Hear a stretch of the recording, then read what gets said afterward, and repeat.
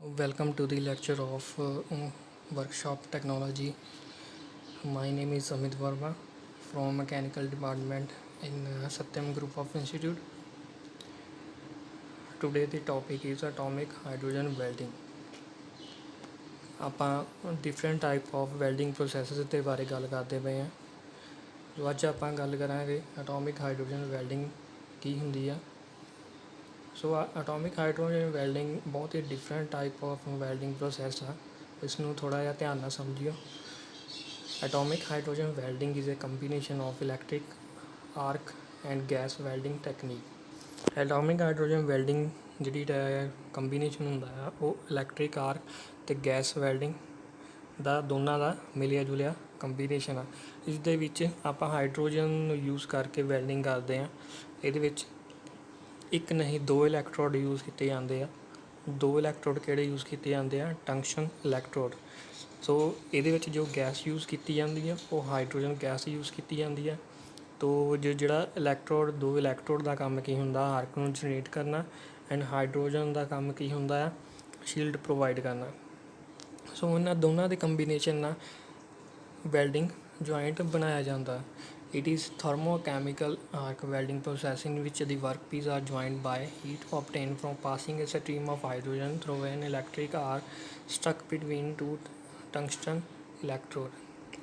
ਸੋ ਇਹ ਕਿੱਦਾਂ ਦਾ chemical process ਹੈ? ਇੱਦਾਂ ਦਾ ਕੈਮੀਕਲ ਵੈਲਡਿੰਗ ਪ੍ਰੋਸੈਸ ਹੈ ਜਿਸ ਦੇ ਵਿੱਚ ਆਪਾਂ ਟੰਗਸਟਨ ਇਲੈਕਟ੍ਰੋਡ ਦੇ ਦੁਆਰਾ ਆਰਕ ਜਨਰੇਟ ਕਰਦੇ ਹਾਂ ਅਤੇ ਉਸ ਤੋਂ ਬਾਅਦ ਹਾਈਡਰੋਜਨ ਗੈਸ ਨੂੰ ਪ੍ਰੋਵਾਈਡ ਕਰਦੇ ਹਾਂ ਜਿਹੜਾ ਕਿ ਵਰਕਪੀਸ ਦੇ ਨਾਲ ਸਟਰਾਈਕ ਕਰਕੇ ਇੱਕ ਹੀਟ ਜਨਰੇਟ ਕਰਦਾ ਅਤੇ ਵੈਲਡਿੰਗ ਜੁਆਇੰਟ ਬਣਾ ਦਿੰਦਾ। ਸੋ ਜੋ ਤੁਹਾਡੇ ਘਰ ਸਾਹਮਣੇ ਇੱਕ ਡਾਇਗਰਾਮ ਆ। ਸੋ ਇਸ ਨੂੰ ਮੈਂ ਪਹਿਲਾਂ ਦਾ ਪਾਰਟਸ ਇਹਦੇ ਗਿਣਾਊਂਗਾ। ਸਭ ਤੋਂ ਪਹਿਲਾਂ ਤਾਂ ਇੱਕ 300 ਆਪਣੇ ਕੋਲ ਇੱਕ AC ਪਾਵਰ ਸਪਲਾਈ ਦੇਣੀ ਪੈਂਦੀ ਆ।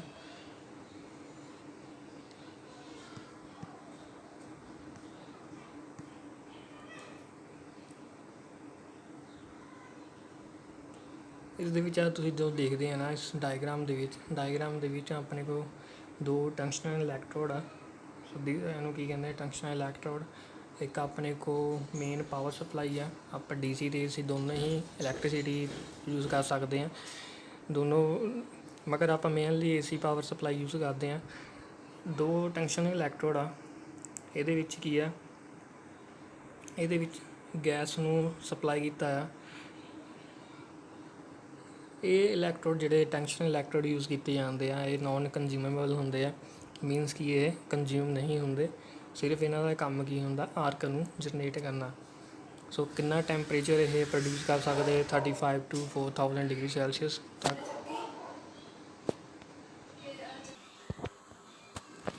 ਤੁਹਾਨੂੰ ਦੱਸਿਆ ਕਿ ਜੋ ਇਸ ਦੇ ਵਿੱਚ ਆਪਾਂ ਇਲੈਕਟ੍ਰੋਡ ਦਾ ਯੂਜ਼ ਕਰ ਵੀ ਸਕਦੇ ਹਾਂ, ਨਹੀਂ ਵੀ ਕਰ ਸਕਦੇ, ਆਪਣੇ ਉੱਤੇ ਡਿਪੈਂਡ ਆ।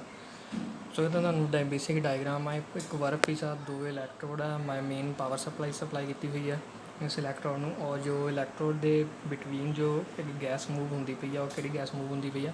Hydrogen gas. ਸੋ ਇਹਦੀ ਵਰਕਿੰਗ ਦੇ ਵਿੱਚ ਦੇਖਾਂਗੇ ਵਰਕਿੰਗ ਕੀ ਹੁੰਦੀ ਆ ਇਹਦੀ।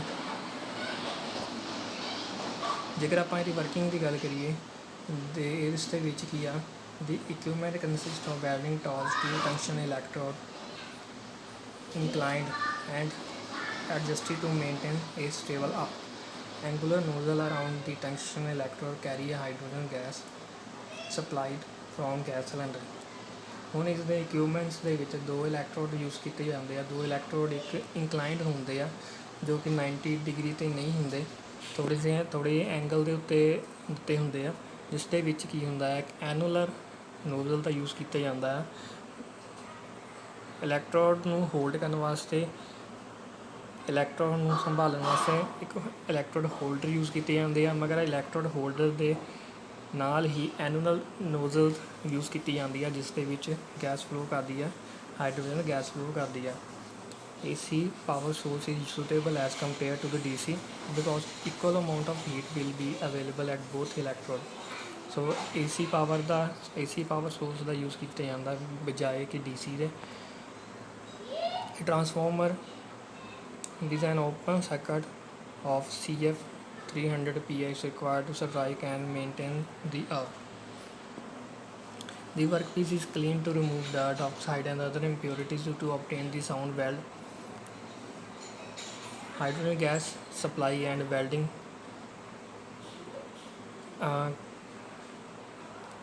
component are switched on. ਇਸ ਦੇ ਵਿੱਚ ਇਹਨਾਂ ਨੇ ਇਹ ਕਿਹਾ ਆ ਕਿ ਆਪਾਂ ਨੂੰ ਜੇਕਰ ਜੋ ਵੈਲਡਿੰਗ ਵਰਕ ਪੀਸ ਨੂੰ ਆਪਾਂ ਜੇਕਰ ਵੈਲਡਿੰਗ ਜੁਆਇੰਟ ਲਗਾਉਣਾ, ਸਭ ਤੋਂ ਪਹਿਲਾਂ ਵੈਲਡਿੰਗ ਉਸ ਵਰਕ ਪੀਸ ਨੂੰ ਆਪਾਂ ਕੀ ਆ ਪ੍ਰੋਪਰਲੀ ਕਲੀਨ ਕਰਨਾ ਆ, ਠੀਕ ਹੈ। ਕੋਈ ਵੀ ਉੱਤੇ ਇੰਪਿਓਰਿਟੀਜ਼ ਨਹੀਂ ਰਹਿਣੀ ਚਾਹੀਦੀ। ਅਤੇ ਆਪਾਂ ਕੀ ਕਰਦੇ ਹਾਂ, ਆਪਾਂ ਗੈਸ ਹਾਈਡਰੋਜਨ ਗੈਸ ਸਿਲੰਡਰ ਦਾ ਨਾਲ ਅਟੈਚ ਕਰਦੇ ਹਾਂ। ਹਾਈਡਰੋਜਨ ਗੈਸ ਸਿਲੰਡਰ ਜਿਹੜਾ ਉਹ ਆਪਣੇ ਟੰਕਸ਼ਨ ਇਲੈਕਟ੍ਰੋਡ ਦੇ ਨਾਲ ਪਾਈਪ ਦੇ ਦੁਆਰਾ ਗੈਸ ਜਾਂਦੀ ਆ, ਜਿਸ ਦੇ ਦੁਆਰਾ ਇਸ ਦਾ ਪ੍ਰੋਸੈਸ ਮੈਂ ਤੁਹਾਨੂੰ ਡਾਇਗਰਾਮ ਦੇ ਵਿੱਚ ਸਮਝਾਉਂਦਾ ਹਾਂ ਕਿ ਕਿੱਦਾਂ ਸਭ ਤੋਂ ਪਹਿਲਾਂ ਥੋਰੈਟੀਕਲ ਥੋੜ੍ਹਾ ਜਿਹਾ ਮੈਂ ਤੁਹਾਨੂੰ ਸਮਝਾ ਰਿਹਾ। An arc struck by bringing two tungsten electrode in contact with each other. ਜਿਹੜੀ ਆਪਣੀ ਆਰਕ ਆ ਉਹ ਟੰਕਸ਼ਨ ਇਲੈਕਟ੍ਰੋਡ ਦੇ ਦੁਆਰਾ ਜੋ ਜਨਰੇਟ ਹੋਈ ਆ, ਉਹ ਵਰਕ ਪੀਸ 'ਤੇ ਜਦੋਂ ਸਟਰਾਈਕ ਕਰਦੀ ਆ ਤਾਂ ਕਿੰਨਾ ਟੈਂਪਰੇਚਰ ਪ੍ਰੋਡਿਊਸ ਕਰਦੀ ਆ, up to 35 to 4000 degrees Celsius. Therefore, the arc still remain between two electrodes as the jet of hydrogen gas is passed through the electric arc and dissociated into atomic hydrogen by absorbing large amount of heat supplied by an electric arc. So working ਦੇ ਦੇਖੀਏ, working ਇਹਦੀ properly ਸਮਝੀਏ ਕਿੱਦਾਂ। ਸੋ ਥੋਰੈਟੀਕਲ part ਜਿਹੜਾ ਆ ਉਹ ਤੁਹਾਨੂੰ ਨਹੀਂ ਸਮਝ ਆਉਣਾ। ਸੋ ਜੇਕਰ ਆਪਾਂ ਇਸ ਦੀ ਪ੍ਰੋਪਰ ਸਮਝਣਾ, ਡਾਇਗਰਾਮ ਦੁਆਰਾ ਸਮਝਾ ਰਿਹਾ ਮੈਂ। ਸਭ ਤੋਂ ਪਹਿਲਾਂ ਦਾ ਜੋ ਇਲੈਕਟ੍ਰੋਡ ਹੈ, ਦੋ ਇਲੈਕਟ੍ਰੋਡ ਯੂਜ਼ ਕਰਦੇ ਆ। ਇਸ ਦੇ ਦੁਆਰਾ ਕੀ ਆ, ਇੱਕ ਆਰਕ ਜਨਰੇਟ ਹੁੰਦੀ ਆ। ਸੋ ਉਸ ਆਰਕ ਦਾ ਜੋ ਟੈਂਪਰੇਚਰ ਹੁੰਦਾ ਆ ਉਹ 3500 degree Celsius to 4000 degree Celsius produce ਕਰਦਾ। ਸੋ ਜਿੱਦਾਂ ਹੀ ਆਪਾਂ ਹਾਈਡਰੋਜਨ ਗੈਸ ਇਸ ਟੰਕਸ਼ਨ ਇਲੈਕਟ੍ਰੋਡ ਦੇ ਬਿਟਵੀਨ ਪਾਸ ਕਰਦੇ ਹਾਂ ਤਾਂ ਇੱਥੇ ਇੱਕ ਸ਼ੀਲਡ ਕ੍ਰੀਏਟ ਹੋ ਜਾਂਦੀ ਆ, ਠੀਕ ਹੈ।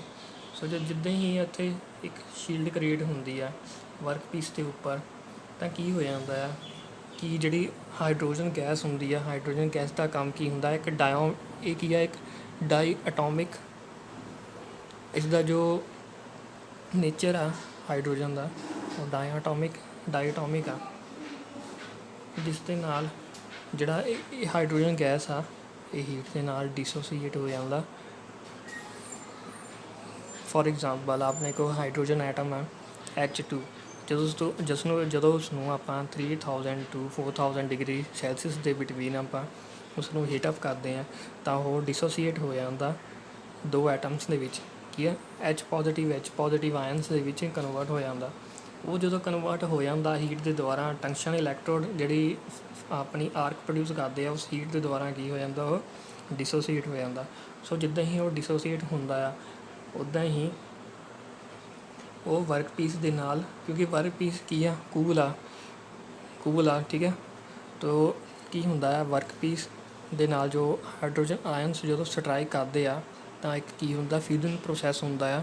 ਸੋ ਫਿਊਜ਼ਨ ਉਹ ਕੀ ਆ, ਹਾਈਡਰੋਜਨ ਐਟਮ ਠੰਡੇ ਹੋਣ 'ਤੇ ਫਿਰ ਆਪਸ ਵਿੱਚ ਜੁੜੇ ਜਾਂਦੇ ਆ, H2 ਬਣਾਉਂਦੇ ਆ।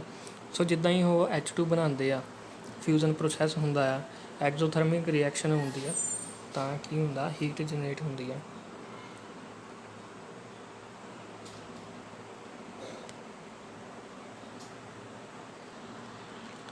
ਸੋ ਜਿੱਦਾਂ ਹੀ ਜਿਹੜਾ ਹਾਈਡਰੋਜਨ ਆਇਨਸ ਆਪਸ 'ਚ ਕੰਬਾਈਨ ਕਰਦੇ ਆ ਤਾਂ ਕੀ ਹੁੰਦੀ, ਹੀਟ ਜਨਰੇਟ ਹੁੰਦੀ ਆ। ਹੀਟ ਜਨਰੇਟ ਨਾਲ ਕੀ ਹੁੰਦਾ, ਬਹੁਤ ਜ਼ਿਆਦਾ ਟੈਂਪਰੇਚਰ ਪ੍ਰੋਡਿਊਸ ਹੁੰਦਾ, ਜਿਸ ਦੇ ਨਾਲ ਕੀ ਹੁੰਦਾ, ਜਿਹੜਾ ਵਰਕ ਪੀਸ ਆ ਉਹ ਮੈਲਟ ਹੁੰਦਾ ਹੈ। ਮੈਲਟ ਹੋਣ ਦੇ ਨਾਲ ਜਦੋਂ ਮੈਲਟ ਹੁੰਦਾ ਹੈ ਅਤੇ ਵਰਕ ਪੀਸ ਕੀ ਆ, ਇੱਕ ਜੁਆਇੰਟ ਬਣਾ ਦਿੰਦਾ, ਵਰਕ ਪੀਸ ਦੇ ਵਿੱਚ ਇੱਕ ਜੁਆਇੰਟ ਕ੍ਰੀਏਟ ਹੋ ਜਾਂਦਾ। ਸੋ ਇਹਦੀ ਵਰਕਿੰਗ ਆ, ਠੀਕ ਹੈ। ਸੋ ਜੇਕਰ ਇਹਦੀ ਆਪਾਂ ਐਪਲੀਕੇਸ਼ਨ ਦੇ ਵਿੱਚ ਗੱਲ ਕਰੀਏ ਤਾਂ ਐਪਲੀਕੇਸ਼ਨ ਕੀ ਆ, ਇਹ ਕਿਸ ਚੀਜ਼ ਨੂੰ ਵੈਲਡ ਕਰਨ ਵਾਸਤੇ ਯੂਜ਼ ਕੀਤਾ ਜਾਂਦਾ, ਟੰਗਸਟਨ, ਨਿਕਲ ਐਂਡ ਮੋਲੀਬਡਨਮ ਅਲੋਇਜ਼ ਨੂੰ ਵੈਲਡਿੰਗ ਕਰਨ ਵਾਸਤੇ ਯੂਜ਼ ਕੀਤਾ ਜਾਂਦਾ। They are used in joining parts, hard surfacing, repairing of dies and tool. Parts ਨੂੰ ਜੁਆਇਨ ਕਰਨ ਵਾਸਤੇ ਜੋ ਕਿ ਹਾਰਡ ਸਰਫੇਸਿੰਗ ਆ, ਠੀਕ ਹੈ, ਜਾਂ ਫਿਰ ਡਾਈਜ਼ ਜੋ ਆਪਾਂ ਡਾਈਜ਼ ਯੂਜ਼ ਕਰਦੇ ਹਾਂ ਮੈਨੂਫੈਕਚਰਿੰਗ ਦੇ ਵਿੱਚ, ਉਸ ਡਾਈਜ਼ ਨੂੰ ਰਿਪੇਅਰਿੰਗ ਕਰਨ ਦੇ ਵਿੱਚ ਆਪਾਂ ਐਟੋਮਿਕ ਹਾਈਡਰੋਜਨ ਵੈਲਡਿੰਗ ਦਾ ਯੂਜ਼ ਕਰਦੇ ਹਾਂ।